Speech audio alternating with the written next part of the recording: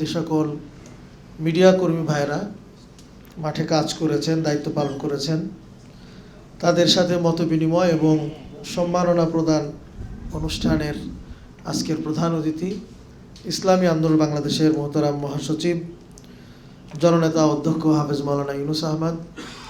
উপস্থিত আছেন ইসলামী আন্দোলন বাংলাদেশের সহকারী মহাসচিব জননেতা মাওলানা আহমদ আব্দুল কাইয়ুম, ইসলামী আন্দোলন বাংলাদেশের কেন্দ্রীয় প্রচার ও দাওয়া বিষয়ক সম্পাদক জনাব শেখ ফজলুল করিম মারুফ, মহানগরের সেক্রেটারি জনাব মাওলানা আরিফুল ইসলাম, উপস্থিত নেতৃবৃন্দ, সমবেত গণমাধ্যম কর্মী, আমার ভাই বন্ধুগণ। আজকের প্রোগ্রামের লক্ষ্য উদ্দেশ্য সম্পর্কে আমরা জেনেছি। আসলে আমরা সকলেই জানি এবং বুঝি সাংবাদিকতা পেশা অত্যন্ত মহৎ একটি পেশা এবং অত্যন্ত গুরুত্বপূর্ণ পেশা। এখানে ঝুঁকি আছে, কষ্ট আছে এবং আজকে যে স্মৃতিচারণগুলো আপনারা করলেন আসলেই খুবই কি বলবো, দুঃখজনক হয় অনেক সময় যে আমরা দেখি যে অনেক সময় আমরা না বুঝতে পেরে অনেকে সাংবাদিকদের উপরেও চড়াও হয়। তো একটা কথা এখানে এসেছে যে আসলে গণমাধ্যম কর্মীরা, মিডিয়া কর্মীরা আসলে সকলের চাপেই পড়ে। আন্দোলনকারীদের হাতেও তাদেরকে মার খেতে হয়, কোনো সময় প্রশাসনের হাতেও খেতে হয়, নানানভাবেই তারা সবসময় চাপেই থাকে। আর এই চাপের কার চাপ আছে বলেই তো তাদের পেশাটা আরও বেশি মহৎ হয়েছে। দেশের শান্তি শৃঙ্খলা, ওই যে কথাটা আগে আলোচিত হয়েছে যে আসলে রাষ্ট্রের পঞ্চমী স্তম্ভ বলেন বা একটা গুরুত্বপূর্ণ স্তম্ভ হলো এই সাংবাদিকতা বা এই সংবাদ, এটা একটা গুরুত্বপূর্ণ বিষয়। তো সেই কাজটুকু আপনারা করতে গিয়ে অতীতেও যেরকম হয়েছে, বিশেষ করে জুলাই আন্দোলনে এখানে তো অবশ্যই আপনারা অনেকভাবে নির্যাতনের শিকার হয়েছেন নানা পক্ষ থেকে। তো এজন্য আমরা আজকে আপনাদেরকে স্মরণ করেছি ইসলামী আন্দোলন বাংলাদেশের পক্ষ থেকে যে এই ভাইদের ব্যাপারেও তাদের সাথেও আমাদের কিছু মতবিনিময় হওয়া দরকার। অন্য সময় তো হয়ই, আমাদের রাজনৈতিক কর্মসূচি বা প্রোগ্রামে সেখানে হয়ই। এছাড়াও এই জুলাই আন্দোলনে যারা কাজ করেছেন তাদের সাথেও আমাদের কিছু মতবিনিময় হওয়া দরকার। সে লক্ষ্যেই আমাদের আজকে আয়োজন। কারণ আপনারা জানেন ইসলামী আন্দোলন বাংলাদেশ বরাবরই মিডিয়া বান্ধব একটি সংগঠন। আমাদের নেতৃবৃন্দ, আমাদের আমির মিডিয়ার সামনে কথা বলেন এবং তাদের প্রশ্নের উত্তর দেন, মতবিনিময় করেন এবং কথা সবসময় তিনি বলার চেষ্টা করেন আপনাদেরকে সাথে নিয়েই। তো যাই হোক, আমাদের আজকের এই উদ্যোগটা ছিল আসলে একজনের প্রস্তাবনাও দিয়েছেন যে এটা আরও ব্যাপকভাবে করতে পারলে ভালো হতো। তো আমরাও প্রথমে চেয়েছিলাম ব্যাপকভাবে করতে।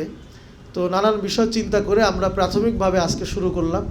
যেহেতু আমরা সম্ভাবনা দেখছি যে আরও বড় করে করা যাবে বিষয়, আমরা অনেক দুশ্চিন্তায় ছিলাম দোলাচলে যে এটা করতে গেলে এর দ্বারা আবার মিডিয়া কর্মী ভাইদের উপরে আবার কোনো অসুবিধার সৃষ্টি হয় কিনা এবং এই কথা চিন্তা করে অনেকে অনুপস্থিত থাকেন কিনা, এই সামগ্রিক বিষয়গুলোই আমরা চিন্তা করে এটাকে আরও বড় পরিসরে আমাদের এখনই করার ইচ্ছা ছিল। তারপরে আমরা এখন সংক্ষিপ্তভাবে করছি। যদি আপনাদের যা আমরা উৎসাহ উদ্দীপনা দেখলাম, তো তাতে আমরা আশা করছি আমরা বড় একটি প্রোগ্রাম ইনশাআল্লাহ করতে পারব। ভাইয়ের আমার, আমরা সকলে জানি এই জুলাই আন্দোলনে আসলে এই আন্দোলনের প্রত্যেকটা আন্দোলনের বিশ্বের নানা মাত্রা থাকে। আপনারাও দেখেছেন, আমরাও উপলব্ধি করেছি। এই জুলাই আন্দোলনের বেসিক কয়েকটা মাত্রা ছিল। তার মধ্যে একটা আমরা যেটা উপলব্ধি করেছি সেটা হলো যে বিশ্বের অনেক পরাশক্তি যে যত শক্তি দেখিয়েছে, ফ্যাসিস্ট হয়েছে, জুলুমবাজ হয়েছে, আপনারা দেখেছেন আল্লাহ পাক রব্বুল আলমিনের একটা বিশেষ কুদরত আছে, একটা সুন্নত আছে। সেটা কি? আপনারা দেখছেন নমরুদ এত বড় জালিম হয়েছিল যে আল্লাহর সাথে যুদ্ধ ঘোষণা দিয়েছিল। আল্লাহ তাআলা তাকে কিন্তু ছোট্ট মশা দিয়ে নমরুদকে শেষ করেছে। আমরা দেখলাম এই যে ফ্যাসিস্ট হাসিনা বা আওয়ামী সরকার এত বড় দাম্ভিকতা সে দেখানো শুরু করেছিল, মনে হচ্ছিল যে বিশ্বের পরাশক্তিগুলোও তার হয়তো পদানত, এরকম একটা ভাব সে দেখাচ্ছিল। দেখেন, এদেশে এত রাজনৈতিক দল আছে, আল্লাহ পাক চাইলে বড় কোনো রাজনৈতিক দলের সরাসরি প্রত্যক্ষ আন্দোলনেও কিন্তু একে হটাইতে পারতেন। কিন্তু আমরা দেখলাম আল্লাহ পাকের কি কুদরত এবং মেহেরবানি যে আল্লাহ তাআলা এই আন্দোলন, এই ফ্যাসিস্ট হাসিনাকে সরানোর জন্য যারা এখনও ছাত্র, স্কুল কলেজ ইউনিভার্সিটি পড়ে, আমাদের সন্তানের বয়সী, তাদের আন্দোলনের, তাদের নেতৃত্বে যে আন্দোলন হয়েছে, এই ছোট্ট ছোট্ট বাচ্চাদের আন্দোলন দিয়ে হাসিনাকে আল্লাহ তাআলা ভাগাইছে। হ্যাঁ, এখানে আমাদের সকলের সম্পৃক্ততা ছিল, কিন্তু নেতৃত্ব তো তারা দিয়েছে। তো এটার থেকে আমাদের একটা শিক্ষা আছে যে যত বড়ই হোক না কেন, যে যত বড় দাম্ভিকতায় দেখাক, আল্লাহ তাআলা কিন্তু তাকে শায়েস্তা করেন। এটা আমরা এই আন্দোলন থেকে পেয়েছি। আরেকটা জিনিস আপনারা লক্ষ্য করেছেন নিশ্চয়ই, এই আন্দোলনে ইসলামী আন্দোলন প্রথম যখন আন্দোলনটা শুরু হয়েছে, এরপরে যখন 18 তারিখে আমাদের আমির যখন এই বাইতুল মোকাররম উত্তর গেটে আবু সাঈদের শাহাদাতের পরেই আমাদের আমির কিন্তু একটা বক্তব্য দিলেন, সেখানে ঘোষণা করলেন, জোরে করে বললেন, এই নরপিচাস পুলিশদেরকে উদ্দেশ্য করে, আমার সন্তানের বুকে গুলি চালাইতে তোরা কারা।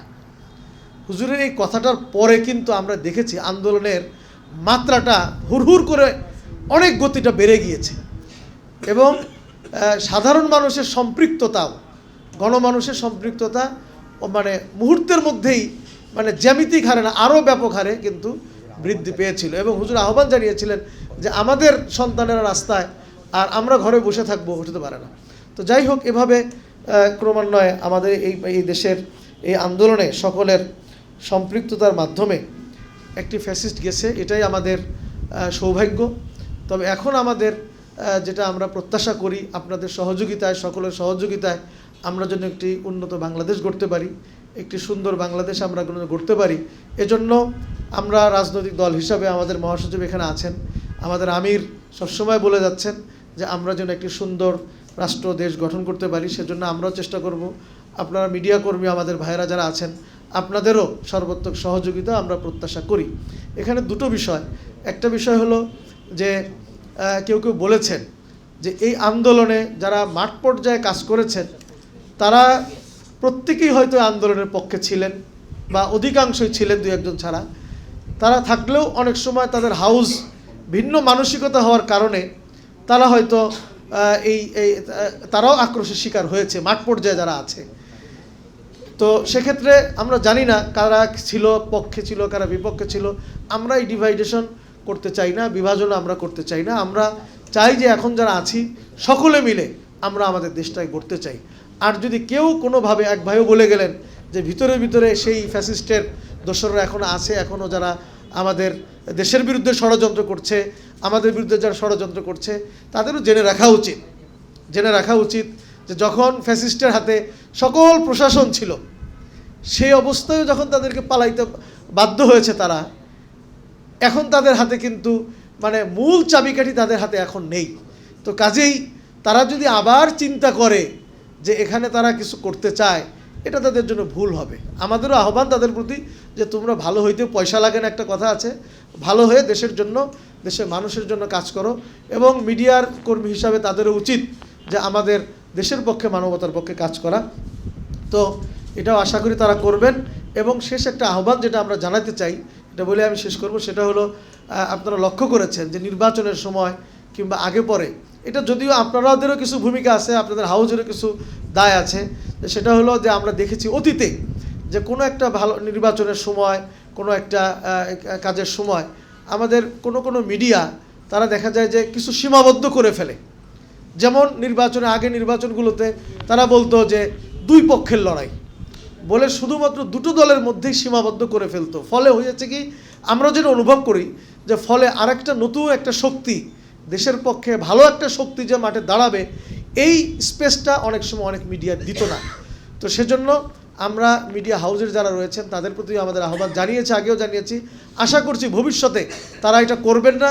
এবং যারা দেশের পক্ষে কাজ করতে চান, বিশেষ করে ইসলামী আন্দোলন বাংলাদেশ সম্পর্কে আপনাদের জানা আছে, ইসলামী আন্দোলন বাংলাদেশ আমরা দেশের কল্যাণে যেভাবে কাজ করতে চাই, আশা করি আমরা আপনাদেরকে সবসময় অতীতেও পেয়েছি, সামনেও আমরা আপনাদেরকে পাশে পাবো। আর আমরা এটা বলতে পারি যে আমাদের মহাসচিব এখানে আছেন, যে মিডিয়া কর্মী ভাইদের জন্য ইসলামী আন্দোলন বাংলাদেশ অতীতেও বক্তব্য দিয়েছে, সামনেও কথা বলবে। এবং আমাদের রাজনৈতিক দল হিসাবে ইসলামী আন্দোলনের যা যা করণীয়, আমরা ইসলামী আন্দোলন বাংলাদেশের পক্ষ থেকে সেগুলি ইনশাআল্লাহ আমরা করে যাব ইনশাআল্লাহ। আর যে সকল প্রস্তাবনাগুলি এসেছে একটা এক্সিবিশন করার জন্য, বা আরও যে সকল কথাগুলি এসছে আরও বৃহৎ পরিসরে কীভাবে করা যায়, সেগুলি ইনশাআল্লাহ আমরা ইসলামী আন্দোলন বাংলাদেশের পক্ষ থেকে করব। ঢাকা মহানগরের পক্ষ থেকেও আমরা আয়োজন করার জন্য চেষ্টা করব। আজকের এই কর্মসূচিতে, প্রোগ্রামে আপনারা অনেক ব্যস্ততার মধ্যেও কষ্ট স্বীকার করে এসেছেন। এজন্য আপনাদের সকলকে মানে হৃদয়ের গহীন থেকে আন্তরিক মোবারকবাদ, ধন্যবাদ জানিয়ে, ইসলামী আন্দোলন বাংলাদেশের পক্ষ থেকে ধন্যবাদ জানিয়ে বক্তব্য এখানে শেষ করছি। ওমা আলাইনা ইল্লাল বালাগ।